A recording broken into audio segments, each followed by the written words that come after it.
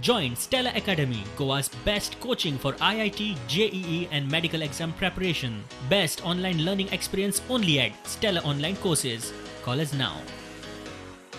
That it is just not advisable to go ahead with the election because democracy, we know, is for the people, by the people and of the people. So we don't want people to come to risk and their life should not be compromised from going ahead with the election process. So we thought it prudent to postpone the fixed election by 3 months. So Election Commission today announces the postponement of general election to 11 municipal councils, which was fixed on 18th October. We postponed it by 3 months. Poll, which was fixed on 22nd March, we could not hold the poll. So we have postponed that date also.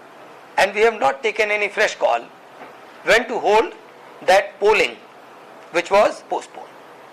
Sir, if situation improves, is State Election Commission prepared to hold both MP and municipal polls simultaneously? Yes, that's on the same day? yes. You are prepared? Yes.